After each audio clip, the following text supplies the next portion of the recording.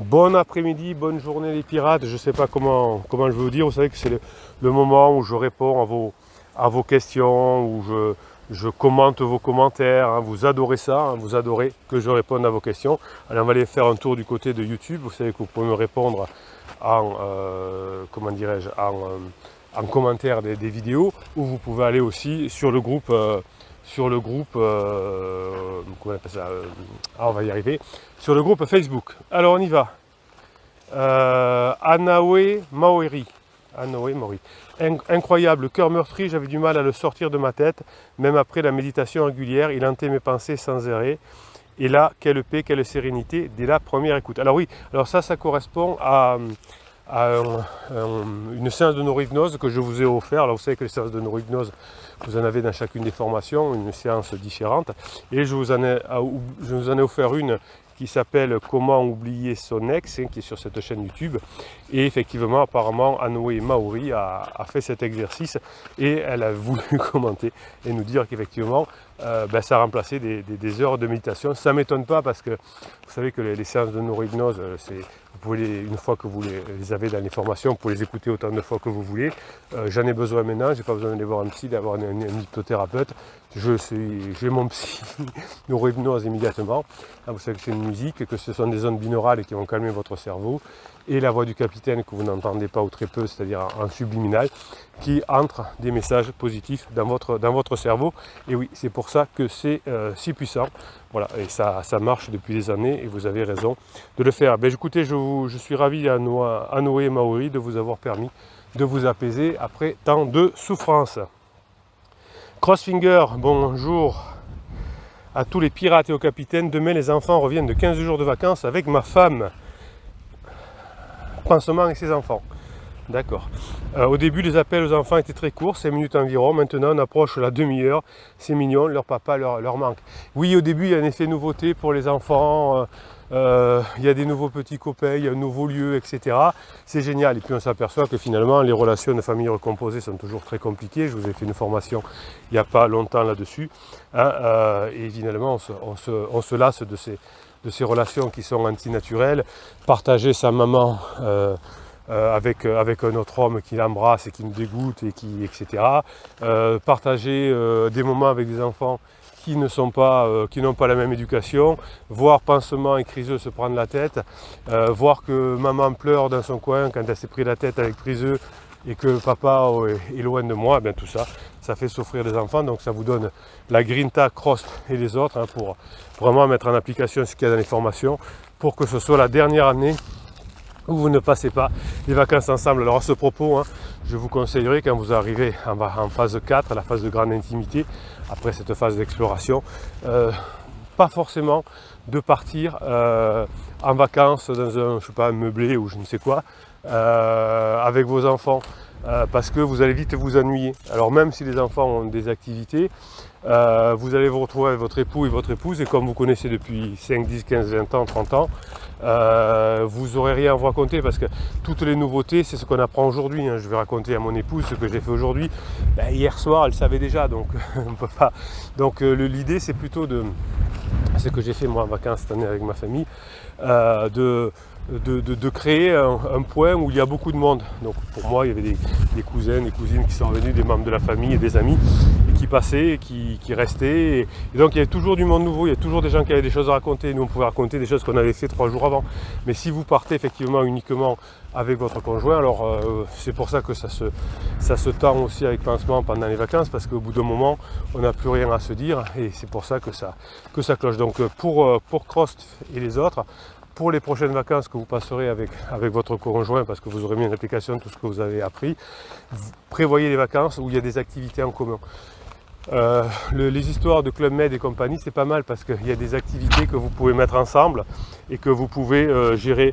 Ça c'est pas mal, et que vous pouvez donc rencontrer des personnes, manger au buffet avec des personnes nouvelles, et ça permet d'ouvrir le couple. Alors c'est vrai qu'organiser des vacances où il y a du monde qui vient, qui passe, etc., ça demande un peu plus d'organisation.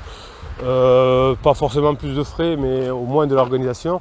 Si vous allez dans des grands centres de vacances où il y aura plein d'activités pour vous, pour votre épouse, pour les enfants, vous allez pouvoir rencontrer du monde, style on va dire Club Med, des choses comme ça, ça coûte un peu plus cher, mais vous voyez combien la souffrance que vous avez eue cet été de ne pas être avec votre conjoint, l'argent que ça coûte de ne plus être ensemble, d'avoir deux maisons, de voir la souffrance des enfants comme Crost. Tout ça a des coûts extraordinaires, donc ça vaut le coup de faire ce qu'il faut, ça vaut le coup de payer nounou une fois par semaine pour se faire une soirée qu'avec son épouse, d'organiser des brunchs le dimanche avec les enfants, des copains des enfants, des amis, etc. Pour mettre de l'énergie dans le couple, de mettre un peu d'énergie pour rencontrer des personnes nouvelles et les insérer en tant qu'amis dans le couple. Tout ça, c'est vrai que ça demande un peu de travail, entre guillemets, mais c'est tellement puissant. Et finalement, rentrer en phase 4 du couple, la meilleure version du couple, c'est quelque chose qui est génial. Ces 15 jours qui, il y a un an, m'auraient paru insupportables, sont finalement passés facilement. Le travail paye, mais sur le long terme, patience et confiance. Bonne journée à tous.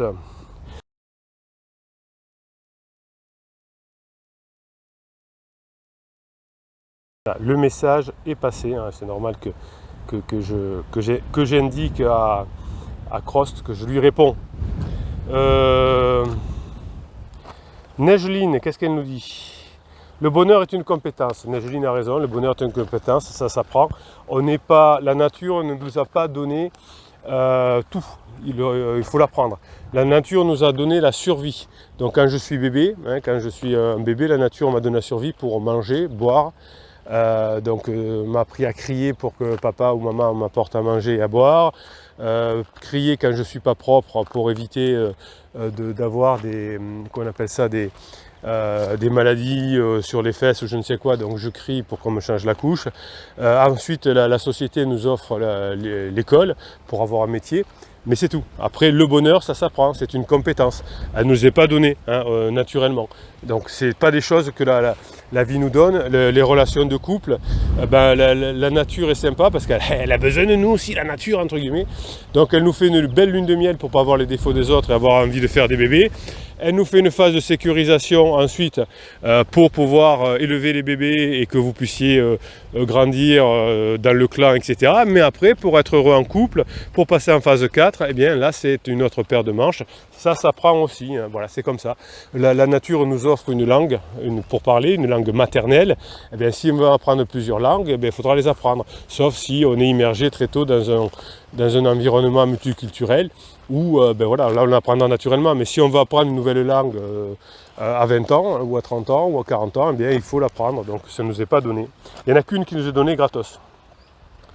Dernièrement, je disais à une amie ne pas savoir comment la remercier pour une aide technique et investissement énorme en urgence. On peut remercier quand on est des bons amis comme ça. Sa réponse a fusé, sois heureuse, nous avons ri, j'ai répondu, parce que j'ai l'air malheureuse. Ouais, c'est une bonne relation que vous avez, Neigeline. Elle a convenu que non, en continuant à rire. C'est bon de rire avec ses amis. Toutefois, nous savions toutes les deux la profondeur de son souhait. Cela m'a fait à la fois attrister de ne pas donner pleinement l'image de moi que j'aurais aimé transmettre et tellement ému de ce souci de moi. Écoutez, oui, peut-être Neigeline, mais c'est possible. Ouais, c'est possible. En tout cas, bravo d'avoir une amie comme ça et de la faire rire. Hein. C'est quelque chose qui est extraordinaire et que vous devez mériter. Si vous avez plein d'amis, ce sera beaucoup plus facile pour récupérer votre conjoint plus tard, évidemment, quand il sera sorti de sa grosse crise, hein, parce que le conjoint je vais y arriver. Le conjoint de Neigeline, lui, fait bien des soucis. Hein, Neigeline accompagne les pirates tous les matins sur YouTube et on la remercie, mais elle a marre. Elle en bave. DSCV6GX. J'aime bien quand il y a des mots comme ça. La solitude est pour moi le summum de la liberté. Oui, voilà, c'est pas mal. J'ai une amie qui est partie et qui a 25 ans, je crois. Elle est partie pour la première fois de sa vie seule en vacances. Alors une petite semaine, pas très loin. Mais elle était contente. Elle dit, avant, je partais toujours avec du monde. C'était toujours un peu galère. Qu'est-ce qu'on mange? Moi, je n'ai pas envie d'aller au resto. Moi, j'ai envie d'aller au resto. On part à 10h. Non, moi, je vais me reposer. On partira qu'à midi. Elle m'a dit, je faisais ce que je voulais. Je mangeais ce que je voulais. Effectivement, c'était un summum de liberté. Car une fois plusieurs, c'est-à-dire à partir de deux, la liberté doit être démocratique. Il n'y a plus de liberté en nombre. J'écris un livre sur le sujet. Ben, vous avez raison. Si vous aimez la philosophie, écrire, c'est très intéressant. C'est triste, mais je n'arrive à cette conclusion. La liberté est individuelle et solitaire. Bon, je vais mettre un petit message quand même pour remercier d'avoir répondu. Oui, la liberté, effectivement, c'est pas forcément aller faire la fête quand on veut, prendre du boisson, de la drogue ou je ne sais pas quoi, quand on veut, où on veut. C'est aussi maîtriser ses pensées, ses émotions, c'est aussi faire de son cerveau un allié, c'est aussi apprendre les relations humaines. Voilà, c'est aussi ça, la liberté, parce que quand on est heureux en relation humaine, et bien ensuite on peut se rapprocher les uns des autres, et ça rend libre. Je vous souhaite la journée que vous méritez, mes pirates adorés. On est sur la formation cette semaine qui s'appelle l'action unique, que vous allez pouvoir utiliser pour récupérer votre conjoint, bien sûr, mais aussi qui vous permet d'atteindre à peu près tous vos objectifs dans votre vie, notamment professionnelle, avec vos amis, etc. Ça, c'est bon. Je vous souhaite la journée que vous méritez.